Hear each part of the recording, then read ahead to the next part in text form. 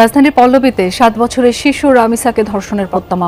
র্যাবের হাতে ধরা পড়েছে ঘাতক বাবা। রামিসার ঘটনায় এইমাত্র গ্রেপ্তার হলো তার নিজের বাবা। সরকার যদি আমার মেয়ের নিরাপত্তা না দিতে পারে, প্রত্যেকটা মেয়েকে আমরা স্কুলে পাঠানো বন্ধ করে দিব। আমরা ঘর থেকে মেয়েদেরকে বের করব না। এই সরকার অশিক্ষিত জাতি পাবে, মূর্খ মা পাবে। রামিসার ঘটনায় এইবার ফেসে গেল রামিসার নিজের বাবা। শোনা যাচ্ছে রামিসাকে নাকি সোহেল রানা এই ঘটনায় নাকি জড়িত তার নিজের বাবাই। রিমান্ডে চরম ডিম থেরাপি খেয়ে কেঁদে কেঁদে রামিসাকে নিয়ে একই বলেন। এবার রামিসার ঘটনায় কিন্তু চরম একটা চাঞ্চল্যকর তথ্য বেরিয়ে এসেছে। দর্শক, যেটা শুনলে কিন্তু আপনারা রীতিমতো একেবারে চমকে যাবেন, কারণ এই পুরো ঘটনার পিছনে কিন্তু দর্শক এবার কিন্তু ফেসে যাচ্ছে কিন্তু স্বয়ং রামিসার বাবাই কিন্তু। তবে তার কারণ কি কারণে রামিসার বাবা স্বয়ং কিন্তু ফেসে যাচ্ছে তার মেয়ের এমন ঘটনার কারণেও। হ্যাঁ দর্শক, সেটার বিস্তারিত নিয়ে কিন্তু আমরা খুবই গুরুত্বপূর্ণ একটি প্রতিবেদন আপনাদের জন্য সাজিয়েছি, যেটার কিছুটা অংশ বিশেষ কিন্তু দর্শক আপনারা ভিডিও শুরুতেই কিন্তু দেখতে পেয়েছেন। এবার দেখবেন বিস্তারিত। তবে তার জন্য আপনাকে ধৈর্য ধরে একেবারে সম্পূর্ণ ভিডিওটি শেষ পর্যন্ত কন্টিনিউ করতে হবে, তবেই কিন্তু এই সম্পূর্ণ ঘটনাটি বিস্তারিত আপনি ভালো করে বুঝতে পারবেন। তবে তার আগে দর্শক আপনার কাছে ছোট্ট করে একটি অনুরোধ, আপনি যদি আমাদের চ্যানেলের নতুন সদস্য হয়ে থাকেন, আশা করি অবশ্যই চ্যানেলটি সাবস্ক্রাইব করে বেল আইকনটি আগে অন করে দিবেন। কারণ দর্শক, পরবর্তী আপডেটগুলো পেতে হলে কিন্তু আপনাকে অবশ্যই চ্যানেলটি সাবস্ক্রাইব করে রাখতে হবে। তাহলে চলুন সম্মানিত প্রিয় দর্শক, কথা বাড়িয়ে আপনার মূল্যবান সময়টুকু এখানে আর আমরা নষ্ট না করে আগে আপনাকে সেই মূল রিপোর্টটি দেখিয়ে নিয়ে আসি। তারপর রামিসার ঘটনাকে নিয়ে আরো বিস্তারিত আলোচনা করব আমরা, যাতে আপনাদের বুঝতে আরো সুবিধা হয়। প্রকাশ্য তাদের মৃত্যুদণ্ডে কার্যকর করা হোক। আমি শুধু একজনের বিচার চাই না, আমি চাই বিচার প্রতিষ্ঠিত করব। ওপেন স্টেডিয়ামে যদি বিচার করতো সরকার, খুব ভালো হতো। রিমান্ডে চরম ডিম থেরাপি খেয়ে কেঁদে কেঁদে রামিসাকে নিয়ে একই বললেন সোহেল। পৃথিবীতে এমন কিছু অপরাধ আছে যা দেখলে স্বয়ং শয়তানও হয়তো লজ্জায় মাথা নিচু করে ফেলে, আর এমন কিছু অপরাধী আছে যারা জেলের বাইরে বুক ফুলিয়ে চললেও রিমান্ডের 4 দেয়ালের ভেতরে পুলিশের চরম থেরাপি বা জিজ্ঞাসাবাদের মুখে হাউমাউ করে কেঁদে ওঠে। হ্যাঁ দর্শক, 7 বছরের ছোট্ট নিষ্পাপ রামিসাকে ধর্ষণের পর তার মাথা কেটে বিচ্ছিন্ন করে ফেলা সেই পৈশাচিক ঘাতক সোহেল রানা অবশেষে পুলিশের রিমান্ডে ভেঙে পড়েছে। নারায়ণগঞ্জের ফতুল্লা থেকে গভীর রাতে যখন তাকে গ্রেফতার করা হয়, তখন তার চোখে মুখে ছিল পালানোর ধূর্ততা। কিন্তু আইনের কড়া শাসন আর রিমান্ডের অন্ধকার প্রকোষ্ঠে যখন পুলিশি জিজ্ঞাসাবাদের আসল রূপ তার সামনে উন্মোচিত হলো, তখন এই নর পিশাচের সব দম্ভ এক নিমিষেই চূর্ণ বিচূর্ণ হয়ে যায়। রিমান্ডের চরম জেরার মুখে কেঁদে কেঁদে সে রামিসাকে নিয়ে এমন সব লোমহর্ষক এবং গা শিউরে ওঠা বর্ণনা দিয়েছে, যা শুনে খোদ পুলিশের দুর্ধর্ষ তদন্তকারী কর্মকর্তাদেরও চোখের পানি ধরে রাখা কঠিন হয়ে পড়েছিল। একটি 7 বছর শিশুকে ঘরে ডেকে নিয়ে বাথরুমের ফ্লোরে সে ঠিক কী করেছিল?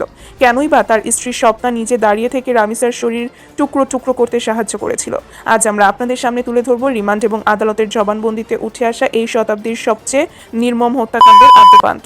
সুপ্রিয় দর্শক, অপরাধ বিজ্ঞানে একটি কথা প্রচলিত আছে, অপরাধী যতই চালাক হোক না কেন, সে ঠিকই কোনো না কোনো প্রমাণ রেখে যায়।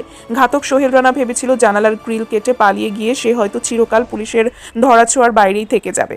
কিন্তু পুলিশ এবং গোয়েন্দা বিভাগের চৌকস টিম মঙ্গলবার গভীর রাতে ফতুল্লা এলাকার একটি গোপন আস্তানা থেকে এই নরপিশাচকে ছো মেরে তুলে নিয়ে আসে। রিমান্ডে অঝরে কাঁদতে কাঁদতে সোহেল জানায়, ঘটনার দিন সে চরম মাত্রায় ইয়াবায় আসক্ত ছিল। ইয়াবা এমন একটি ভয়াবহ মাদক যা মানুষের মস্তিষ্ক থেকে ভালো মন্দ, মায়া, মমতা বা বিবেকের শেষ বিন্দুটিকেও চিরতরে মুছে ফেলে। সোহেল জানায়, সে তার ফ্ল্যাটের দরজা খুলে রেখেছিল। ঠিক সেই সময় 2য় শ্রেণীর শিক্ষার্থী 7 বছরের ফুটফুটে শিশু রামিসা ওই খোলা দরজার সামনে গিয়ে যাচ্ছিল। রামিসার কাছে তারা ছিল পাশের বাসার অত্যন্ত পরিচিত আঙ্কেল আন্টি, কিন্তু ইয়াবার সেই ঘোর এবং শারীরিক উত্তেজনার কারণে এই ছোট্ট শিশুটিকে দেখে ঘাতকের ভেতরে এক বিকৃত এবং জানোয়ারের মতো যৌন ক্ষুধা জেগে ওঠে। সে রামিসাকে আদর করার ছল করে চকলেটের লোভ দেখিয়ে নিজের ফ্ল্যাটের ভেতরে ডেকে নেয়। রামিসা তো জানতো না এই দরজা পার হওয়া মানেই হলো সাক্ষাৎ মৃত্যুরিতে প্রবেশ করা। ঘরের ভেতরে নেওয়ার পরপরই সোহেল রামিসার মুখ চেপে ধরে এবং সোজা বাথরুমে নিয়ে গিয়ে এই অবুঝ শিশুর উপর তার সমস্ত পাশবিক নির্যাতন চালায়। রিমান্ডে পুলিশ যখন সোহেলকে প্রশ্ন করে, তুই তো তোর পাশবিক কাজ করেই ছিলি, কিন্তু মেয়েটাকে কেন মারলি? তখন সোহেলের উত্তর শুনে পুলিশ কর্মকর্তারাও শিউরে ওঠেন। সোহেল জানায়, পাশবিক নির্যাতনের পর ছোট্ট রামিসা ব্যথায় কুকড়ে ফ্লোরে পড়েছিল। তখন সে কাঁদতে কাঁদতে সোহেলকে বলে, আঙ্কেল তুমি আমার সাথে যে খারাপ কাজ করেছো আমি সব গিয়ে আমার আব্বু আম্মুকে বলে দেবো। এই একটিমাত্র কথা, হ্যাঁ দর্শক, এই একটিমাত্র কথা শোনার পরই ঘাতক সোহেল রানার মনের ভেতরে লুকিয়ে থাকা সত্যিকারের শয়তানটি জেগে ওঠে। তার মনে ভয় ঢুকে যায় যে রামিসা যদি বেঁচে থাকে এবং তার বাবা মাকে এই ঘটনা জানিয়ে দেয়, তবে তো এলাকাবাসী তাকে পিটিয়ে মেরে ফেলবে। এই ঘটনা ফাঁস হওয়ার চরম আতঙ্কে সোহেল সিদ্ধান্ত নেয় যে রামিসাকে আর দুনিয়াতে রাখা যাবে না। সে বাথরুমের ফ্লোরে ওই 7 বছরের ছোট্ট শিশুটির গলার উপর তার 2 হাতের সর্বশক্তি দিয়ে চেপে ধরে। শিশুটি 2 হাত পা ছুঁড়ে বাঁচার শেষ আকুতি জানিয়েছিল, কিন্তু ইয়াবাসক্ত এই পূর্ণবয়স্ক দানবের শক্তির কাছে সেই শিশুটি আর কতক্ষণ টিকবে। শ্বাসরোধ করে তাকে নির্মমভাবে হত্যা করা হয়। রামিস হত্যা মামলার চার্জ গঠনের শুনানির জন্য দিন নির্ধারিত করা হয়েছিল। আজকে রাষ্ট্রপক্ষে আমরা সকল প্রস্তুতি সহ যথাসময়ে উপস্থিত হয়ে মাননীয় ট্রাইব্যুনাল তার আসনে আসীন হলে রাষ্ট্রপক্ষে উপস্থিত 2 জন আসামির বিরুদ্ধে এই মামলায় সংগঠিত অপরাধের বর্ণনা চার্জশিটের রেলিভেন্ট অংশ হতে পড়ে শোনানো হয় এবং তারপর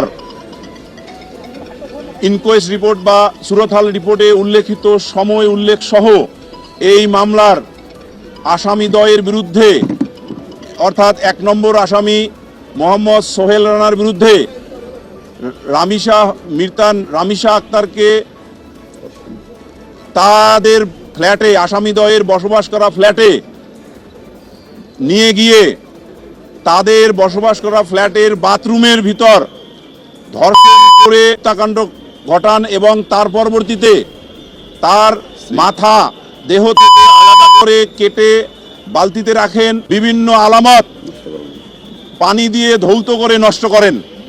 ফলে মাননীয় ট্রাইব্যুনাল 1 নম্বর আসামির বিরুদ্ধে নারী শিশু নির্যাতন দমন আইনের 9(2) ধারায় চার্জ গঠন করেছেন এবং 2 নম্বর আসামি স্বপ্না খাতুনের বিরুদ্ধে এই ঘটনা সহায়তা করার জন্য নারী ও শিশু নির্যাতন দমন আইনের 9(2) এর সাথে পঠিতব্য 30 ধারার অধীনে চার্জ গঠন করেছেন। একই সাথে বিভিন্ন আলামত ধৌত করে বিনষ্ট করা এবং আসামিকে জানালার গ্রিল ভেঙে পালিয়ে যেতে সহায়তার কারণে পেনাল কোডের 201 ধারার অধীনে উপরোক্ত অর্থাৎ আগের 2 ধারার সহিত এই 201 ধারাতেই চার্জ গঠন করা হয়। অর্থাৎ স্বপ্না খাতুনের বিরুদ্ধে নারী ও শিশু নির্যাতন দমন আইনের 9(2), 30 এবং পেনাল কোডের 201 ধারায় চার্জ গঠন করেছেন এবং এরপরে মাননীয় ট্রাইব্যুনালে নারী ও শিশু নির্যাতন দমন আইন 2000-এর 20-এর উপধারা 2 সাবমিশন আকারে পড়ে শোনায় যে আমরা পড়ে শোনাই এই বলে যে এই আইনের এই বাধ্যবাধকতায় বলা আছে যে বিচার কার্য শুরু হইলে একটানা প্রতি কার্য দিবসে বিচার কার্য সম্পন্ন করাইবার জন্য পরিচালিত করতে হবে। তখন মাননীয় ট্রাইব্যুনাল এই সাবমিশনে সন্তুষ্ট হয়ে আগামীকাল রাষ্ট্রপক্ষে সাক্ষী উপস্থাপনের জন্য নির্দেশ দিয়েছেন সংশ্লিষ্ট কর্তৃপক্ষকে এবং একই সাথে আগামীকাল থেকে এই মামলার সাক্ষ্য গ্রহণ প্রক্রিয়া একটানা চলিতে থাকিবে। সেটা হলো যে 9(2) ধারায় সাজা হলো সশ্রম যাবজ্জীবন কারাদণ্ড এবং একই সাথে 30 ধারাতেও তাই মৃত্যুদণ্ড অথবা যাবজ্জীবন কারাদণ্ড সশ্রম। এই হলো উক্ত আইন দুটিতে সাজার পরিমাণ। আর এই বিষয়টা আসলে সাক্ষ্য প্রমাণ শেষে মাননীয় ট্রাইব্যুনাল সবকিছু বিবেচনা করে এই বিষয়ে উনি রায় দিবেন। সেই বিষয়ে আমাদের এখন মন্তব্য এর বেশি করার আর কোনো এখতিয়ার নাই। তাদের পক্ষে আইনজীবী ছিলেন আমরা রাষ্ট্র কর্তৃক মানে সরকার কর্তৃক নিয়োজিত স্টেট ডিফেন্স লয়ার, তার হেয়ারিং আপনারা শুনেছেন, আমরাও রাষ্ট্রপক্ষে শুনেছি এবং উনি আসামির পক্ষে নির্দোষিতা দাবি করেছেন এবং তার হেয়ারিং করেছেন। এইটা আসলে একটানা চলিবে আইনেই বলা আছে এবং একটানা চলিবে, এটা মন্তব্য করার এখতিয়ার আমাদের নেই। উনি ওনার যুক্তিতে যে উনি যে যুক্তি দিয়েছেন সে যুক্তি হলো আমাদের রাষ্ট্রপক্ষের যুক্তির কাছে মানে এটা যুক্তির পর্যায়ে পড়ে না, তারপরে ওনার এখতিয়ার উনি বলেছেন।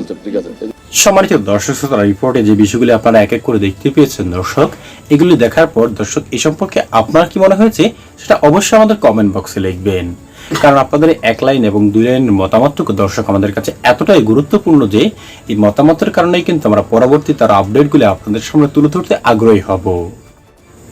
বিশেষ করে দর্শক এই ঘটনাটি কিন্তু একেবারে কিন্তু পুরো দেশকে কিন্তু নাড়া দিয়ে দিয়েছে। এমন একজন অল্প বয়সী শিশুকে দর্শক এইভাবে তারা এই ঘটনাটি ঘটাতে পারলো দর্শক, সেটা কিন্তু একেবারে কিন্তু খুবই লজ্জাজনক কিন্তু আমাদের দেশের জন্য। কবে আমাদের দেশ এই সকল ন্যাক্কারজনক ঘটনা থেকে নিস্তার পাবে, কবে প্রশাসনের চোখ খুলবে, কবে তারা এমন ঘটনাগুলি দর্শক দেশের মধ্যে একেবারে শূন্যতে নামিয়ে আনতে পারবে।